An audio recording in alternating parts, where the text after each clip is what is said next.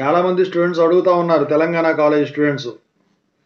So ఈ Osmania university 3rd 5th semester exams నడుస్తాయా అని చెప్పేసి. ఎందుకంటే రియంబర్స్మెంట్కి సంబంధించిన అప్డేట్ అనేది వచ్చినప్పటికి కూడా కాలేజెస్ నుంచి ఎటువంటి స్పందన లేదని చెప్పేసి.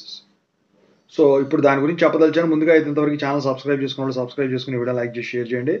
మీకు డౌట్స్ ఉన్నట్లయితే కాల్ మీ 4 ద్వారా కాల్ చేయండి. ఈ వీడియోకి హైప్ ఇవ్వండి. Telugu engineering education Telegram channel join అవ్వండి. టాపిక్లో వెళితే ఏంట్రా బాబు అంటే, నిన్నటి వరకు బంధువులు జరిగిన సంగతి తెలిసిందే. ఫార్మసీ ఎగ్జామ్స్ పోస్ట్పోన్ అయిన సంగతి అందరికీ తెలిసిందే. అంటే పోస్ట్పోన్ కాదు, బహిష్కరించడం కొన్ని ఎగ్జామ్స్. మిగతా రాస్తున్నారు అనుకోండి. సో ఇప్పుడు వాటి మీద ఇప్పుడు తర్జనా భర్జన పడతా ఉన్నారు. ఇక ఈ ఎగ్జామ్స్ ఏవైతే స్టార్ట్ కాబోతున్నాయి ఇవి జరుగుతాయా జరగవా, వాటిలాగే చేస్తారా అంటే మీరు ఒకటి గమనించాలి. ఇమీడియట్గా 600 కోట్లు రిలీజ్ చేస్తామన్నమాట నిజమే. కానీ ఇప్పుడు ఎలక్షన్ కోడ్ నడుస్తూ ఉన్నదండి 11వ తారీఖు వరకు ఇవాళ నుంచి.